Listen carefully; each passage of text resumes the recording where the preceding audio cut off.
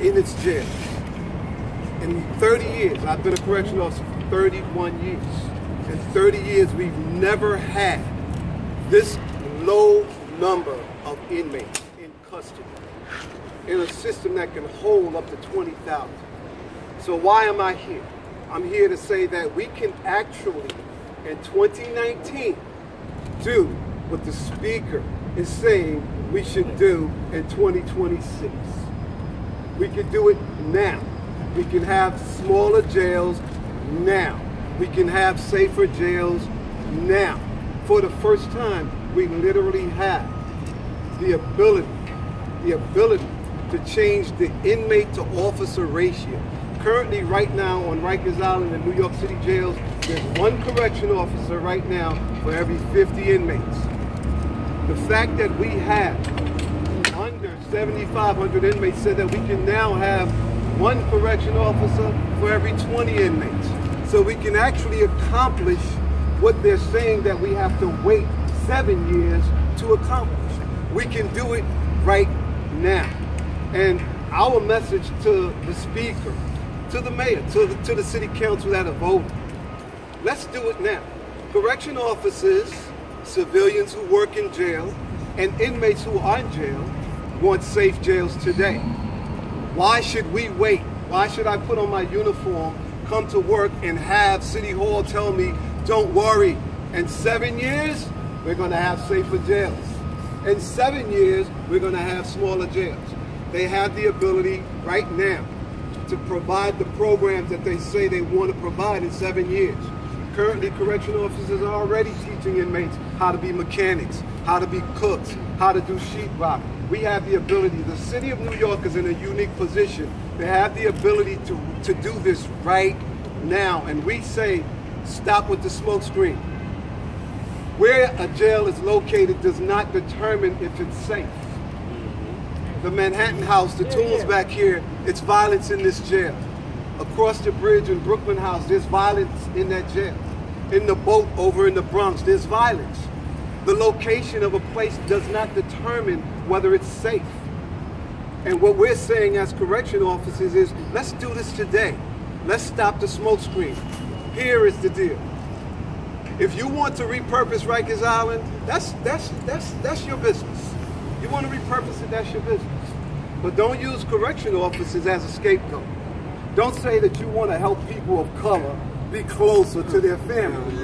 13% of the inmates in Rikers Island and New York City jails come from Staten Island. Why is Staten Island not getting a jail? There you go. So the people of color in Staten Island, they're not important? You don't want them to be close to their families? Here's the reality.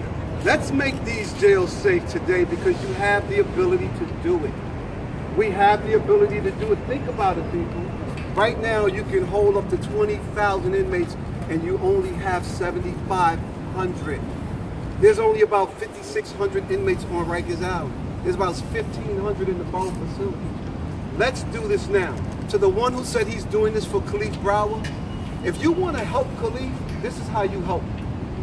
Take a vote today and tomorrow to build more mental health facilities in the community where he came from. Take a vote today and tomorrow to build more job training programs, placement, institutions, and buildings in the community where he came from. That's right. Let's make the jails safe today. We can do it today. To the mayor, to the Speaker of the Council. Most of these people are not even going to be here in 2026. Let's make these jails safer today. Where a jail is located doesn't determine whether it's going to be safe.